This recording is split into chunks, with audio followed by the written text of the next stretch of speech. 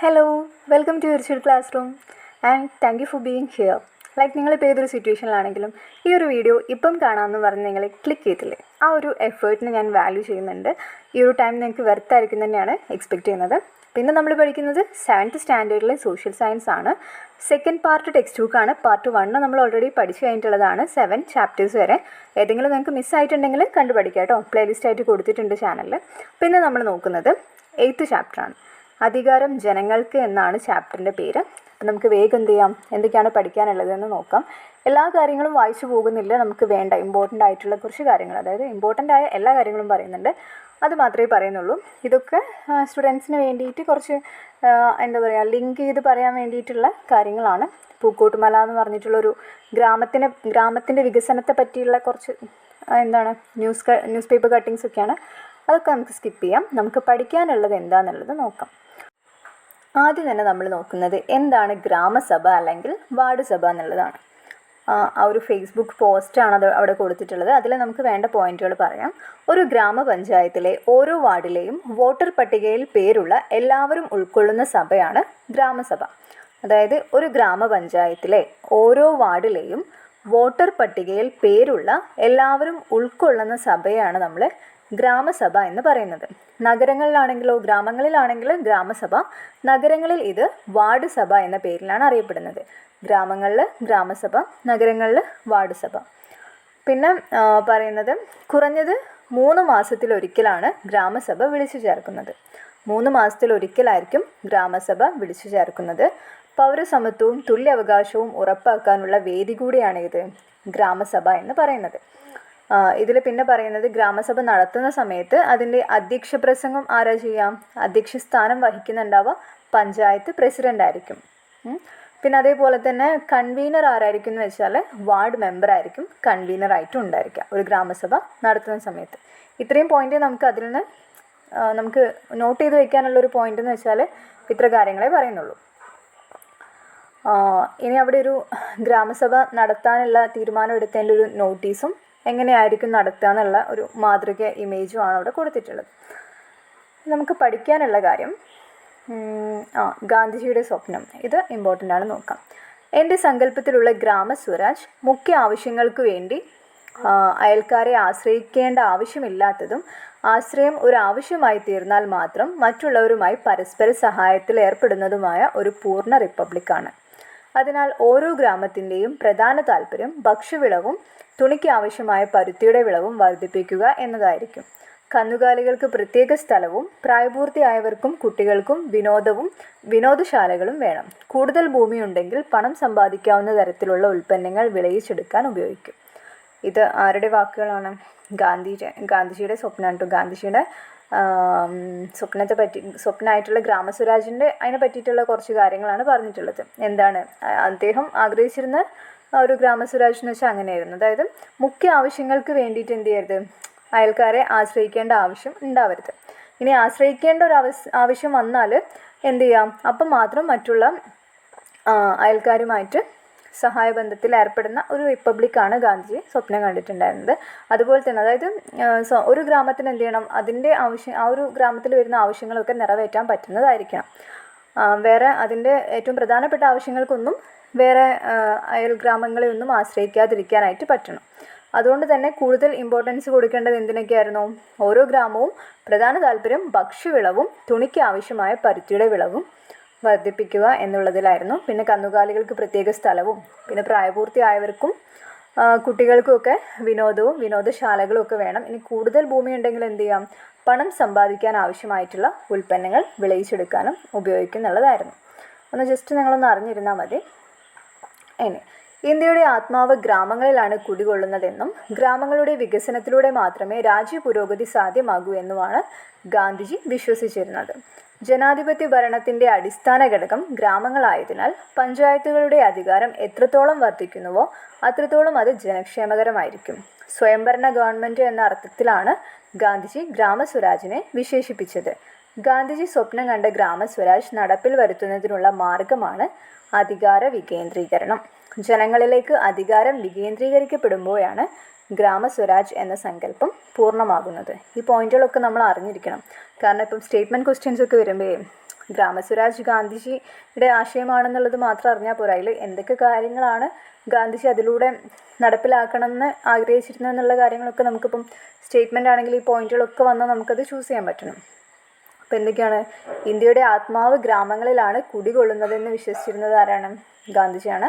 ഗ്രാമങ്ങളുടെ വികസനത്തിലൂടെ മാത്രമേ ഉള്ളൂ രാജ്യപുരോഗതി നമുക്ക് കൈവരിക്കാൻ പറ്റുള്ളൂ എന്നുള്ളതും ഗാന്ധിജി പറഞ്ഞിട്ടുള്ള കാര്യമാണ്. പിന്നെ അതുകൊണ്ട് തന്നെ ജനാധിപത്യ ഭരണത്തിൻ്റെ അടിസ്ഥാന ഘടകം ഗ്രാമങ്ങളായതിനാൽ പഞ്ചായത്തുകളുടെ അധികാരം എത്രത്തോളം വർദ്ധിക്കുന്നുവോ അത്രത്തോളം അത് ജനക്ഷേമകരമായിരിക്കും. പിന്നെ സ്വയംഭരണ ഗവൺമെൻറ് എന്ന അർത്ഥത്തിലാണ് ഗാന്ധിജി ഗ്രാമസ്വരാജിനെ വിശേഷിപ്പിച്ചത്. ഗാന്ധിജി സ്വപ്നം കണ്ട ഗ്രാമസ്വരാജ് നടപ്പിൽ വരുത്തുന്നതിനുള്ള മാർഗമാണ് അധികാര വികേന്ദ്രീകരണം.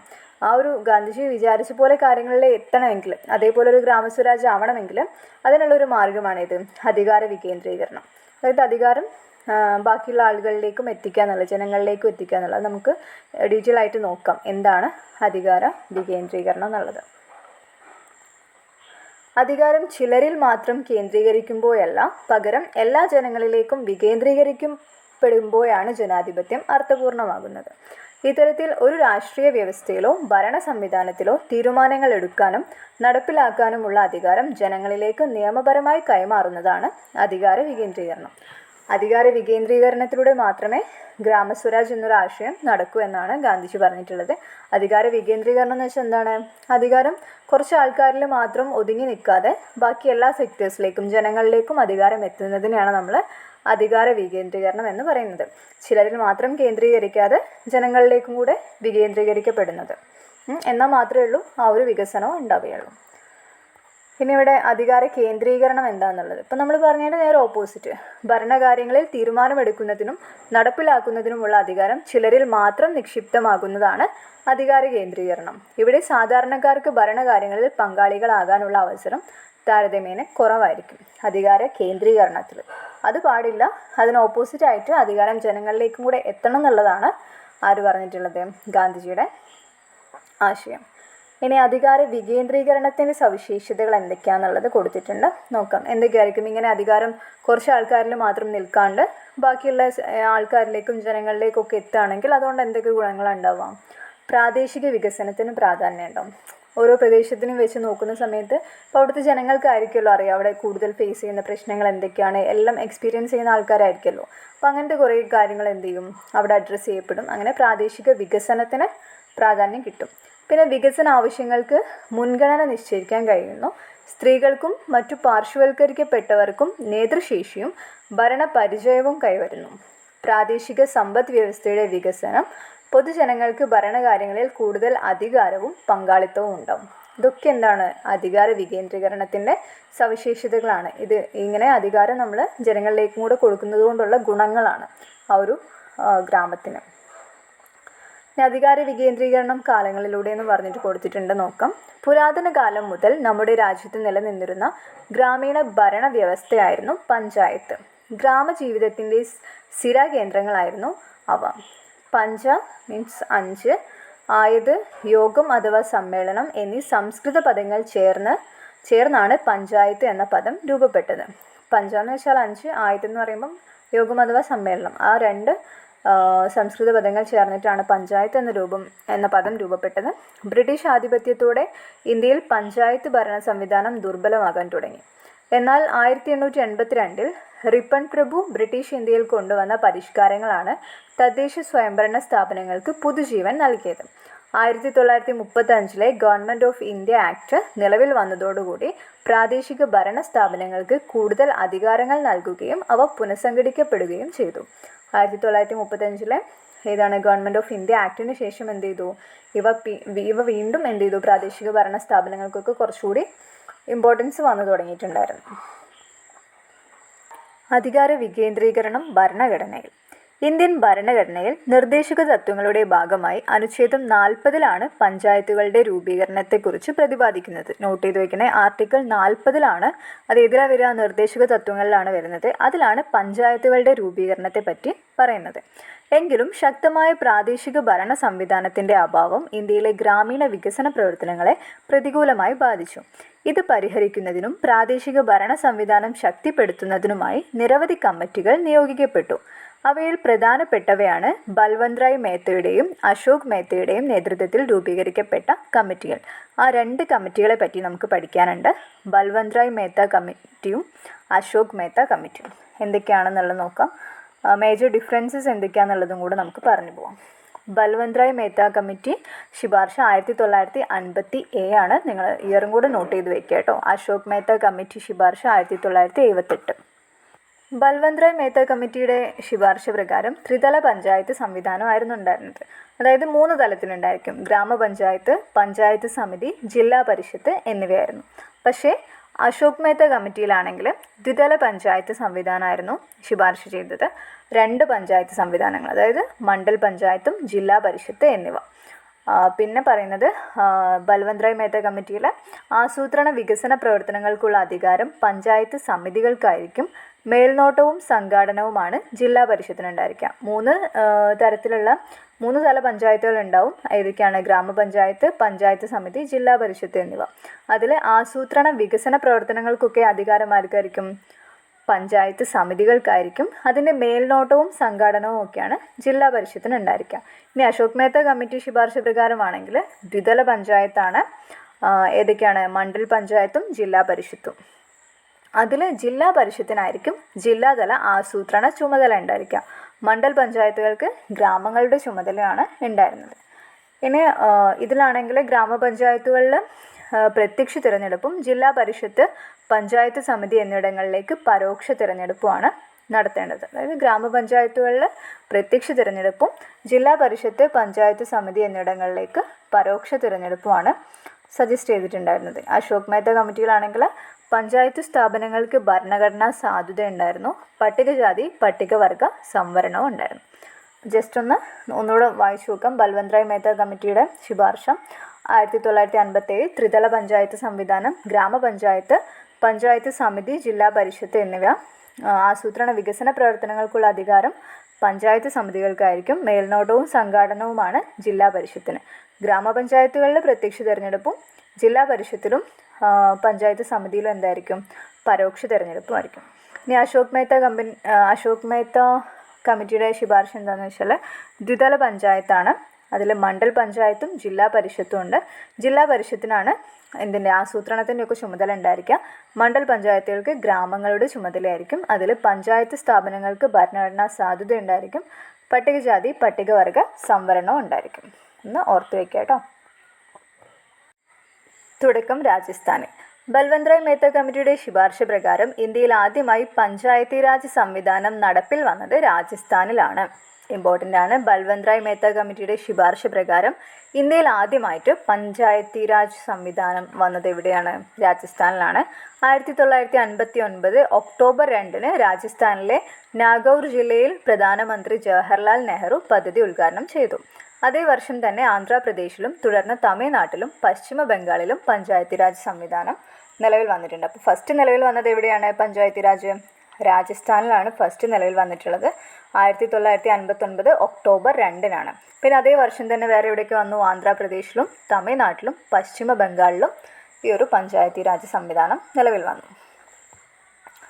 ഇനി നമുക്ക് ഇമ്പോർട്ടൻ്റ് ആയ വേറൊരു ഏരിയ ആണ് ഭരണഘടനാ ഭേദഗതി. അധികാര വികേന്ദ്രീകരണവുമായി ബന്ധപ്പെട്ട വിവിധ കമ്മിറ്റികളുടെ ശുപാർശകൾ രാജ്യവ്യാപകമായി നടപ്പാക്കുന്നതിലെ കാലതാമസം തദ്ദേശ സ്വയംഭരണ സ്ഥാപനങ്ങളുടെ ശാക്തീകരണത്തിനും ഏകീകൃത ഘടനയ്ക്കും തടസ്സമായി. അതിനാൽ തദ്ദേശ സ്വയംഭരണ സ്ഥാപനങ്ങൾക്ക് ഭരണഘടനാ സാധുത നൽകുവാൻ തീരുമാനിച്ചു. 1992 73-74 ഭരണഘടനാ ഭേദഗതികൾ പ്രകാരം തദ്ദേശ സ്വയംഭരണ സ്ഥാപനങ്ങൾക്ക് കൂടുതൽ അധികാരങ്ങൾ ലഭ്യമായി. 73-ാം ഭരണഘടനാ ഭേദഗതിയിലൂടെ പഞ്ചായത്തി രാജ് നിയമവും 74-ാം ഭരണഘടനാ ഭേദഗതിയിലൂടെ നഗരപാലിക നിയമവും നിലവിൽ വന്നു. 2 ഇമ്പോർട്ടൻ്റ് ആയിട്ടുള്ള പോയിന്റുകളാണ് ഇപ്പം പറഞ്ഞിട്ടുള്ളത്. 1992 2 ഭരണഘടനാ ഭേദഗതികൾ 73-യും 74-ഉം. എന്താണ് 73 പറയുന്നത്? എന്താണ് ഭരണഘടനാ ഭേദഗതി? പഞ്ചായത്തി രാജ് നിയമം നിലവിൽ വന്നു. 74-ാം ഭരണഘടനാ ഭേദഗതിയിലൂടെ നഗരപാലിക, 73 പഞ്ചായത്തി രാജ്, 74 നഗരപാലിക. 2ഉം ഇമ്പോർട്ടൻ്റ് ആണ്. പ്രീവിയസ് ഇയറിലൊക്കെ ഒരുപാട് ക്വസ്റ്റ്യൻസ് വന്നിട്ടുള്ളതാണ്, പഠിച്ചു വയ്ക്കണം. അതിൻ്റെ പ്രത്യേകതകളും കൂടെ പറയുന്നുണ്ട്, കമ്പാരിസൺ പോലെ നോക്കാം. 73-ാം ഭരണഘടനാ ഭേദഗതി എന്താണ്? പഞ്ചായത്തി രാജ് സംവിധാനമാണ്. 74 നഗരപാലിക. പഞ്ചായത്തി രാജിൽ എന്താണ്? ഗ്രാമസഭകളുടെ രൂപീകരണമാണ്. നഗരപാലികയിലാണെങ്കിൽ വാർഡ് സഭകളുടെ രൂപീകരണം. പഞ്ചായത്തി രാജ് ഭരണകാലാവധി 5 വർഷം രണ്ടിലും. നഗരപാലികയിലാണെങ്കിലും എന്താണ്? ഭരണകാലാവധി എന്തായിരിക്കും? 5 വർഷമായിരിക്കും. പട്ടികജാതി പട്ടികവർഗ സംവരണം 2 സംവിധാനത്തിലുണ്ടായിരുന്നു. വനിതാ സംവരണവും 2 സംവിധാനത്തിലുണ്ടായിരുന്നു. തിരഞ്ഞെടുപ്പ് ചുമതല സംസ്ഥാന തിരഞ്ഞെടുപ്പ് കമ്മീഷനായിരിക്കും. തിരഞ്ഞെടുപ്പ് ചുമതല സംസ്ഥാന തിരഞ്ഞെടുപ്പ് കമ്മീഷനാണ്. 5 വർഷത്തിലൊരിക്കൽ ധനകാര്യ കമ്മീഷൻ ഉണ്ടായിരിക്കും. 5 വർഷത്തിലൊരിക്കൽ ധനകാര്യ കമ്മീഷൻ. പിന്നെ പഞ്ചായത്തി രാജിലാണെങ്കിൽ ത്രിതല പഞ്ചായത്ത് സംവിധാനമാണ്. ഗ്രാമപഞ്ചായത്ത്, പിന്നെ ബ്ലോക്ക് പഞ്ചായത്ത്, ജില്ലാ പഞ്ചായത്ത്, അങ്ങനെയുള്ള ത്രിതല പഞ്ചായത്ത് സംവിധാനമാണ് ഏതിൽ? പഞ്ചായത്തി രാജിൽ. നഗരപാലികയിലാണെങ്കിൽ 2 തരം നഗര തദ്ദേശ ഭരണ സ്ഥാപനങ്ങളാണ്. ഏതൊക്കെയാണ്? Nagar panchayat, municipal council. കേരളത്തിൽ എങ്ങനെയാണ്? മുനിസിപ്പാലിറ്റി ഓർ കോർപ്പറേഷൻ എന്നുള്ള 2 വരുന്നത്. അപ്പം പഞ്ചായത്തി രാജിലാണെങ്കിൽ 3 തരം ത്രിതല പഞ്ചായത്ത് സംവിധാനമാണ്. ഗ്രാമപഞ്ചായത്ത്, ബ്ലോക്ക് പഞ്ചായത്ത്, ജില്ലാ പഞ്ചായത്ത്. നഗരപാലികയിലാണെങ്കിൽ 2 തരമാണ്. നഗർ പഞ്ചായത്ത് അല്ലെങ്കിൽ മുനിസിപ്പൽ കൗൺസിൽ. കേരളത്തിൽ മുനിസിപ്പാലിറ്റി കോർപ്പറേഷൻ. ഇവ രണ്ടുമാണ്. ബാക്കി വരുന്ന പോയിന്റുകളൊക്കെ ഓൾമോസ്റ്റ് സെയിം ആണ് രണ്ടിനും വരുന്നത്. രണ്ടിൻ്റെയും ഭേദഗതികൾ ഇയർ പഠിച്ചു വയ്ക്കുക കേട്ടോ. ഇനി കേരളത്തിലെ തദ്ദേശ സ്വയംഭരണ സ്ഥാപനങ്ങളുടെ ഘടന കൊടുത്തിട്ടുണ്ട്. പഞ്ചായത്തി രാജ് സംവിധാനത്തിലാണെങ്കിൽ ജില്ലാ പഞ്ചായത്ത് ഉണ്ടായിരിക്കും, അതിനുള്ളിൽ ബ്ലോക്ക് പഞ്ചായത്തുകൾ ഉണ്ടായിരിക്കും, അതിന് താഴെ ഗ്രാമപഞ്ചായത്ത് ഉണ്ടായിരിക്കും. അങ്ങനെയാണ് വരുന്നത്. ഇനി നഗരപാലികയിലാണെങ്കിൽ 2 സെക്ഷനാണ് ഉണ്ടായിരിക്കുക. മുനിസിപ്പൽ കൗൺസിൽ അഥവാ മുനിസിപ്പാലിറ്റി, അല്ലെങ്കിൽ മുനിസിപ്പൽ കോർപ്പറേഷൻ അഥവാ കോർപ്പറേഷൻ മുനിസിപ്പാലിറ്റി, അങ്ങനെ 2 നഗരപാലികയിൽ വരുന്നത്. പഞ്ചായത്തി രാജിൽ ജില്ലാ പഞ്ചായത്തും ബ്ലോക്ക് പഞ്ചായത്തും ഗ്രാമപഞ്ചായത്തും. ജനകീയാസൂത്രണം കേരളത്തിൽ 73-74 ഭരണഘടനാ ഭേദഗതികളെ തുടർന്ന് 1996 കേരളത്തിൽ നടപ്പിലാക്കിയ അധികാര വികേന്ദ്രീകരണ പ്രക്രിയ ജനകീയാസൂത്രണം എന്ന പേരിൽ അറിയപ്പെടുന്നു.